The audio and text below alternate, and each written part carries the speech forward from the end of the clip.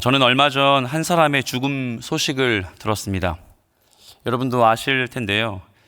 이분은 연극과 가요, 공연계의 거장이라고 부르는 사람이고 노래 아침 이슬을 만든 김민기 씨입니다.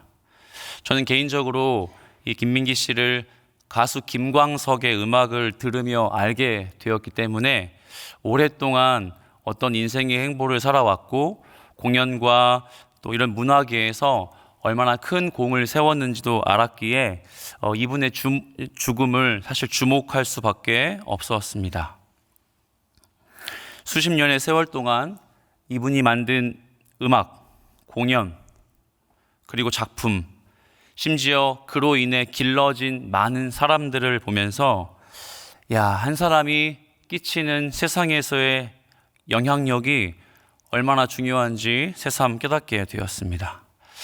저는 그런데 이런 김민기 씨의 삶도 행보도 너무 좋았지만 그가 자신을 표현한 이 말 때문에 자기 자신의 별칭을 이 단어로 썼거든요. 이 말 때문에 저는 너무 좋았습니다. 자기를 뭐라고 불렀냐면 뒷것이라고 불렀습니다. 여러분, 뒷것이란 말이 어떤 뉘앙스를 갖고 있을까요? 나는 남들 앞에 나설 수 없고 나설 만한 깜냥은 못 되고 누군가 앞에서 드러나야 하는 사람들을 충분하게 세워주는 존재. 그래서 나는 뒷것이다. 우리는 매일 선지자 예레미야에 대해 묵상하고 있습니다. 선지자가 어떤 직분이죠? 하나님의 말씀을 선포하는 사람, 하나님의 뜻을 전달하는 사람, 그게 선지자 아닙니까? 그러면 선지자는 제가 앞서 말씀드린 이 뒷것의 인생을 사는 사람임에 분명합니다. 왜죠? 하나님의 뜻만 앞에 있고 하나님의 말씀만 앞에 드러나고 자신은 뒤로 물러서 드러나야 하지 않는 사람이기 때문입니다.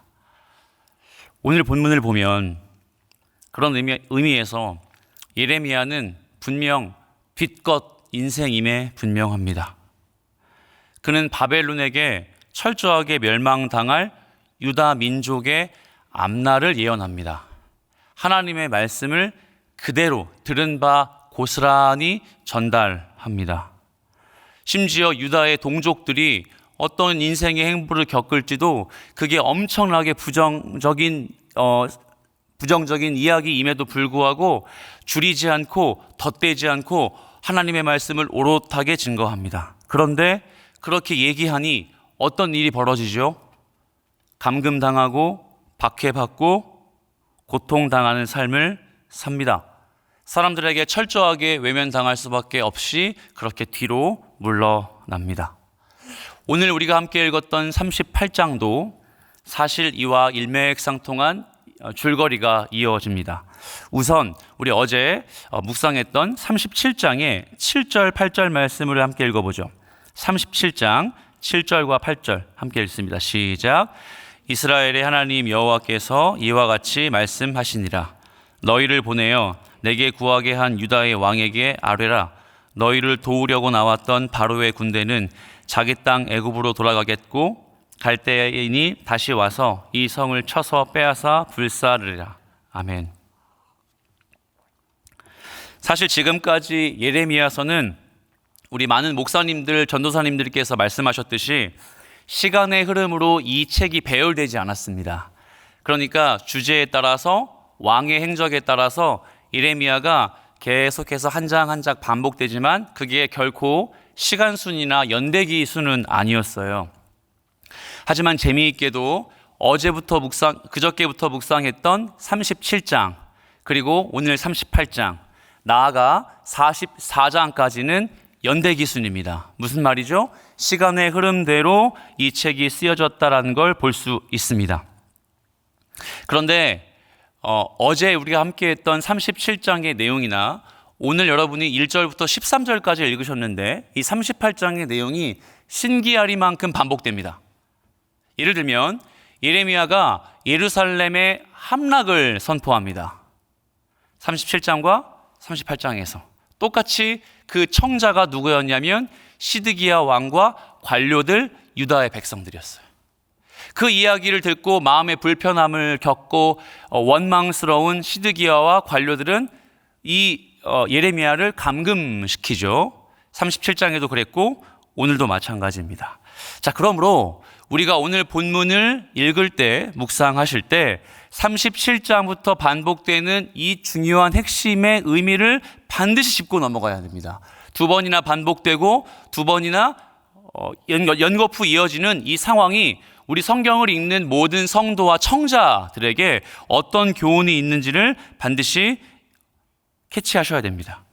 몇 가지 표현이 있는데요. 제가 한번 쭉 설명해 드리겠습니다. 제가 방금 말씀드렸죠. 37장과 38장은 연대기순이다. 그게 어디까지 이어진다? 44장. 근데 생각해 보십시오. 그동안의 줄곧 연대기순으로 기록되지 않고 주제별로 중요한 왕의 행적에 맞춰서 성경이 기록되었다가 왜 갑자기 37장부터 순서가 바뀌어서 연대기순으로 기록되었을까? 여러분 성경을 읽으실 때 쓸데없이 의문점을 갖고 쓸데없이 상상력을 갖는 거 정말 중요합니다. 저는 여기서 여러분이 이 의문점을 꼭 기억하셔야 돼요. 왜 갑자기 37장부터 바뀌었을까? 그 이유는 바로 39장 정확히 중간에 놓여 있는 예루살렘의 함락 때문이에요.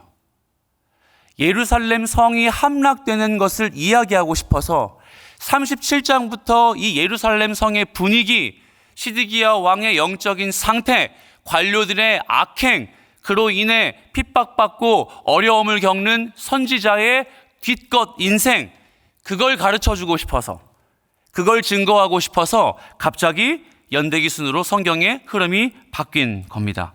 그렇다면 오늘 38장은 우리가 무엇을 기억하면 좋을까요?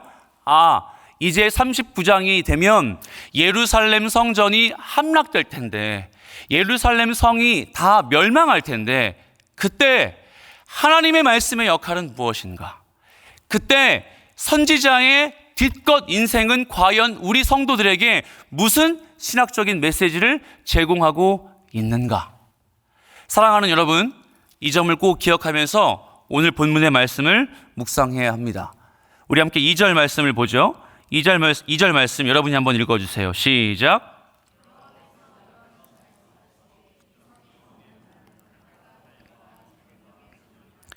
그러나 갈대인에게 항복하는 자는 살리니 그는 노량물을 얻음같이 자기의 목숨을 건지리라.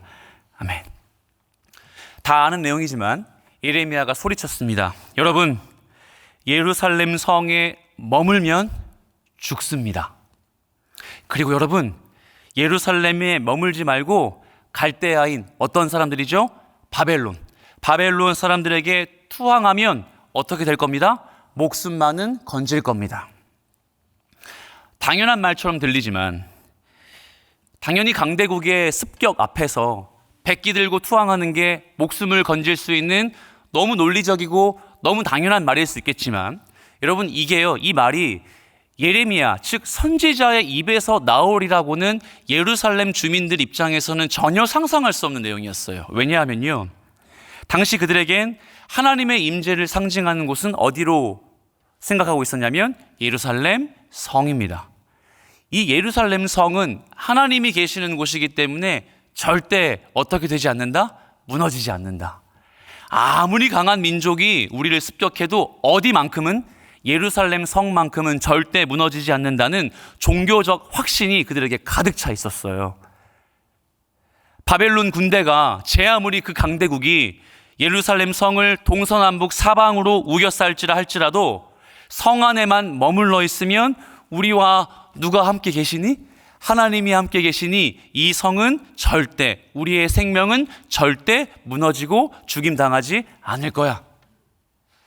그런 유다의 백성들의 마음속에 이 확신이 있는데 그 유다 백성들에게 선지자의 외침이 뭡니까? 빨리 나가시오. 이 성을 탈출하시오. 이 성을 벗어나면 당신들의 목숨만은 건질 수 있습니다. 스스로 항복하라고 종용하는 거예요. 이들에게 예루살렘 성을 포기하라고 설득하는 거예요. 이건 이들에게 도저히 있을 수 없는 일입니다. 4절을 볼까요? 이에 고관들이 왕께 아뢰되 이 사람이 백성의 평안을 구하지 아니하고 재난을 구하오니 청하건대 이 사람을 죽이소서. 그가 이같이 말하여 이 성의 남은 군사의 손과 모든 백성의 손을 약하게 하나이다. 아멘. 이런 느낌이죠. 아니 어떻게 선지자라는 양반이 백성들의 평안을 구하기는커녕 재난이 오기를 촉구하고 있죠. 그는 선지자의 역할 자격 없습니다. 당장 뭐 하십시오? 죽이십시오. 여러분, 이 지점이 오늘 본문의 중요한 교훈의 포인트가 됩니다. 사랑하는 여러분, 여러분이 생각하는 평안은 무엇입니까? 제가 질문해 보죠. 여러분 평안하세요? 성경에서 평안은 우리가 너무도 잘 알고 있는 히브리어 샬롬입니다. 샬롬은 어떤 단어죠? 우리의 감정, 우리의 상황을 대변해 주는 표현이 아니라 하나님과 우리의 관계를 증명하는 단어예요. 바꿔 말하면 여기서 평안과 샬롬이란 말은 아무 일도 벌어지지 않거나 내가 주여 주여 기도하는 기도의 제목이 응답되는 게 평안이 아니라 하나님이 정하신 목적, 하나님이 정하신 그 뜻, 내 인생 속에 일어난다 할지라도, 그게 아무리 부정적인 일이라 할지라도, 그게 아무리 충격적인 사건이라 할지라도 나와 하나님께서 맺어놓으신 그 관계의 끈이 끈끈하게 닫혀 있으면 그게 뭐죠? 샬롬입니다. 그러므로 사랑하는 여러분, 이 아침에 나와 우리가 기도합니다. 마음의 소원을 품고 상황이 좀 변화하기를 위해 기도하고 내 건강이 좀 더 낫기를 위해 기도하며 우리의 선교와 교회 사역이 잘 되기를 소망합니다. 하지만 평안은 그 상황의 변함이 아니라 그 환경의 나아짐이 아니라 그 기도의 과정을 통해 하나님 나를 그렇게나 사랑하시는구나. 하나님이 이 3.1교회를 선택하셔서 우리의 선교 사역을 통해 그 정하신 목적을 성취하시는구나. 그게 샬롬이 됩니다. 그렇다면 샬롬을 구하지 않고 재난과 질병과 아픔을 구하는 예레미야의 메시지는 무엇이었죠? 3절 말씀에 이렇게 나와 있는데요. 제가 한번 읽어볼게요. 여호와께서 이와 같이 말씀하시니라. 이 성이 반드시 바벨론의 왕의 군대의 손에 넘어가리니 그가 차지하리라 하셨다 하는지라. 아멘. 뭡니까? 예루살렘이 함락되는 겁니다. 민족이 망하는 거예요. 그 말을 들은 유다의 관료 시드기야 왕 가만히 있겠습니까? 그냥 두 손 놓고 그렇구나, 우리 민족 곧 망하겠구나, 그냥 듣고 어떻게 대처하면 좋겠지? 라고 그렇게 고민해야 할까요? 아니요. 우리는 동일한 이 관료들 같았으면 당장 저 사람 쳐넣어라, 당장 저 예레미야를 투옥시켜라, 죽여야 된다 라고 이야기할 수밖에 없는 그런 상황임에 분명합니다. 그래서 어떻게 됐죠? 이미 37장에 요나단의 집에 감금당했던 전력이 있는 예레미야는 다시 한번 깊은 구덩이로 던져집니다. 6절 후반부에 이렇게 나와 있죠. 예레미야를 줄로 달아내렸는데 그 구덩이에는 뭐가 없고 물이 없고 무엇뿐이므로 진창뿐이므로 예레미야가 진창 속에 빠졌더라. 여러분 저를 좀 보십시오. 예레미야를 달아내렸습니다. 얼마나 깊었는지 몸을 밧줄로 달아서 내릴 정도로 아주 깊숙한 구덩이 같아요. 그런데 성경은 오늘 이 6절 말씀에서 우리에게 이 시점이 선지자가 당하는 고난을 디테일하게 설명한다거나 선지자가 오롯하게 하나님의 말씀을 증거하면 이와 같이 고난을 받을 거야 라는 차원에 그치지 않고 우리에게 무언가 하시는 말씀이 있는 것 같아요. 여기에 보면 줄로 달아내리다 라고 하는 동사가 사실 6절 말씀에 한 번 더 쓰였습니다. 그게 어딘지 아십니까? 던져 넣다입니다. 바꿔 말해서 예레미야 한 사람에게 두 번의 중요한 동사가 반복되고 있습니다. 중요할까요? 중요하지 않을까요? 정말 중요한 표현이겠죠. 이 선지자를 던져 넣다, 이 선지자를 밧줄에 달아내리다. 우리가 보는 개역개정 한글 성경에선 다른 단어처럼 보이지만 성경의 원문을 보면 똑같은 동사로 사용하고 있습니다. 이 동사가 어떤 뉘앙스냐? 성경을 한번 제가 보여드리죠. 열왕기상 14장 9절입니다. 열왕기상 14장 9절 함께 읽습니다. 시작. 내 이전 사람들보다도 더 악을 행하고 가서 너를 위하여 다른 신을 만들며 우상을 부어 만들어 나를 노엽게 하고 나를 내 등 뒤에 버렸도다. 아멘. 보이십니까? 버리다입니다. 누가 누굴 버렸죠? 이스라엘 백성이 우상을 숭배하고 하나님을 버릴 때 사용했던 동사가 버리다입니다. 한 구절 더 보죠. 열왕기하 17장 20절. 여호와께서 이스라엘의 온 족속을 버리사 괴롭게 하시며 노략군의 손에 넘기시고 마침내 그의 앞에서 쫓아내시니라. 마지막 동사 쫓아내다가 바로 오늘 우리가 함께 보고 있는 6절에 던져 넣다, 달아내리다와 똑같은 살라흐 동사를 사용합니다. 제가 읽은 열왕기하 말씀은 누가 누구를 버리는 거죠?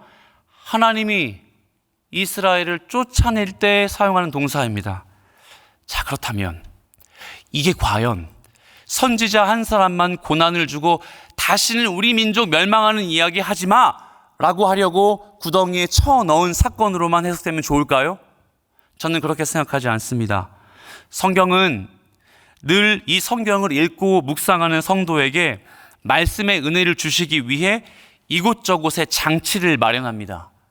제가 생각하는 오늘 본문의 우리의 은혜의 장치는 바로 이 6절에 있습니다. 이 6절 말씀은 예레미야 선지자를 깊은 웅덩이, 깊은 구덩이에 빠뜨리는 말씀이기보다는 하나님의 말씀을 버렸다, 하나님의 말씀을 대언하는 선지자를 감금시키는 말씀이기보다는 하나님의 말씀이 결핍되고 하나님의 말씀의 부재를 겪고 있는 이스라엘 백성들의 영적인 상태를 반증하는 것입니다. 6절에 진창이라는 단어가 보이십니까? 제 생각에는 엉망진창할 때 그 진창 같아요. 그런데 이 진창이란 단어를 바꿔 말하면 진흙이 끈적끈적하게 엄청나게 쌓여있다 이 뜻입니다. 혹시 여러분 갯벌 가보셨습니까? 갯벌에 가면 장화를 아무리 신어도 그 장화를 넘칠 만큼 다리가 밟을 때마다 쑥쑥 들어가죠. 이게 바로 진창의 의미인데요. 성경학자 요세푸스는 이 예레미야가 구덩이에 어느 정도까지 깊이 들어갔느냐라고 했을 때 진흙이 온몸에 잠길 정도였다. 진흙이 온몸에 잠길 정도면 숨을 못 쉴 거예요. 아마 가슴을 누르거나 온몸을 짓누르고 있기 때문이겠죠. 그런데 왜 이곳에 진창이 있을까요? 이 구덩이의 소유주가 누구라고 나와 있냐면 말기야입니다. 1절에 소개되고 있는 말기야예요. 자, 그런데 이 말기야의 신분을 디테일하게 우리가 관찰할 수 없지만 이것 하나는 충분히 이해할 수 있습니다. 이 구덩이의 소유주가 말기야다. 이 구덩이가 말기야의 집에 있었을 것이다. 그런데 왜 집에 구덩이가 있을까요? 그렇죠. 이 원래의 용도는 구덩이가 아니라 우물이었습니다. 우물이지만 무엇이 부족하기에 물이 부족하고 가뭄이 지속돼서 점점 수심이 내려가고 물이 갈아여 그곳이 진흙만 남게 된 상황이에요. 첫 번째, 하나님의 말씀을 버린 이 세대 예루살렘 성의 상황은 물이 그 촉촉하게 적셔서 사람들의 만족을 준 물이 가라앉은 상태였습니다. 두 번째, 9절로 한번 시선을 돌려보시죠. 성중에 떡이 어떻게 되었다? 떨어졌거늘. 예루살렘 성에 양식이 떨어졌습니다. 한 끼 식사조차 할 수 없을 만큼의 아주 궁핍한 상황이 되었습니다. 여러분, 그렇다면 본문의 의미가 이해가 됩니까? 뭐가 없죠? 마실 물이 없어요. 또 뭐가 없죠? 먹을 양식이 가랍니다. 이스라엘 백성들의 먹고 마시는 결핍의 문제를 이야기하는 것처럼 보이지만 6절 말씀을 통해 우리가 추측해 볼 수 있는 하나의 말씀의 진의는 하나님의 말씀, 우리에게 영의 양식이 되고 생수의 강이 넘치게 되어 그 하나님의 말씀과 따뜻한 촉촉한 담비와 같은 그 은혜가 이스라엘 백성들에게 이미 가래버렸다. 지금 예레미야가 겪고 있는 비참한 상황은 그렇습니다. 예루살렘 주민들의 메말라 버린 갈증을 피할 수 없을 정도로 답답한 상황에 처해져 있는 영적 상태를 반증합니다. 하나님의 말씀이 그들 가운데 없기 때문이죠. 하나님의 뜻이 그들 가운데 더 이상 중요한 문제가 아니기 때문입니다. 예레미야는 선포합니다. 여러분, 우리의 성이 망할 겁니다. 여러분, 예루살렘 성이 함락될 겁니다. 하나님의 뜻과 하나님의 말씀이 그들의 심중 가운데 없기 때문에 그 예루살렘 성이 함락되는 하나님의 메시지는 그들에게 더 이상 중요한 설득의 요인도, 그들의 삶을 바꿀 수 있는 엄청난 가치관도 되지 못하고 있음을 우리에게 말씀하는 것이죠. 말씀을 정리합니다. 그런데 한 사람, 구스인 에벳멜렉이라는 신하 내시가와 예레미야를 끌어올립니다. 그는 구스인, 에티오피아, 아프리카 출신의 내시입니다. 하나님을 예배할 수 있는 자격조차 없는 사람이고, 하나님을 예배할 수 없으니 언약의 범주 안에 속하지 못한 이방인에 불과하지만, 이 한 사람에 의해서 버려졌던 하나님의 말씀이 들어올리는 하나님의 은혜로 바뀌게 되었습니다. 여러분, 우린 이 말씀 앞에 결단하고 교훈 삼아 오늘 하루를 살아내야 할 힘을 얻어야 할 것입니다. 하나님은 비루하고 언약 밖에 있어 보이는 한 사람을 통해 은혜의 터닝 포인트를 경험하게 합니다. 하나님의 말씀을 들어 올리는 걸 대단하고 엄청나고 족보가 대단하며 하나님 앞에 온전히 쓰임받는 그 어떤 무리가 아닐지라도 한 사람을 통해 그 하나님의 말씀이 그 자리로 올 수 있게 하는 은혜를 경험하게 합니다. 그 한 사람이 여러분이 되시길 예수 그리스도의 이름으로 축복합니다. 마지막으로 13절 말씀을 읽고 말씀을 정리합니다. 우리 38장 13절입니다. 자, 시작.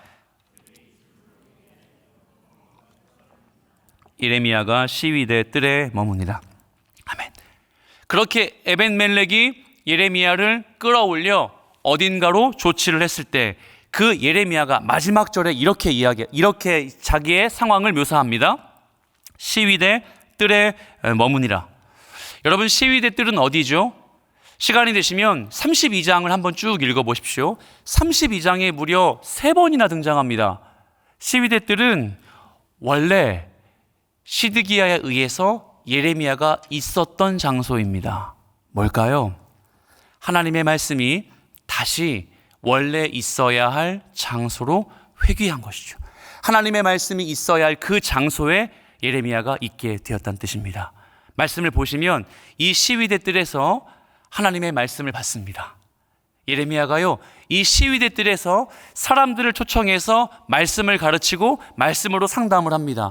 하나님의 말씀이 있어야 할 그 자리가 바로 시위대 뜰이라는 것을 알 수 있게 됩니다. 사랑하는 여러분, 우리는 본문의 말씀을 묵상하며 지금 내가 하나님을 향해 어떻게 반응해야 하는지를 깊이 기도하며 이 하루를 시작하길 축복합니다. 그건 그리스도 예수의 십자가 은혜가 나에게 어떤 가치인가?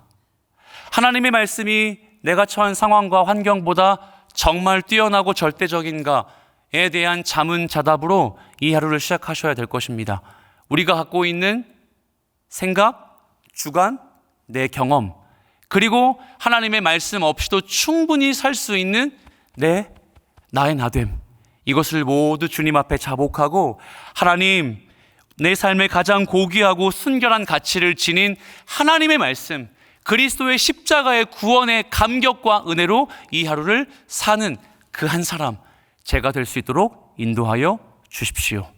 이 결단으로 이 하루를 시작하시는 저와 여러분 되시길 살아계신 예수 그리스도의 이름으로 축복합니다. 아멘. 함께 우리 말씀을 기억하며 기도하며 주 앞에 나갑니다. 참 좋으신 주님 감사합니다. 하나님의 은혜로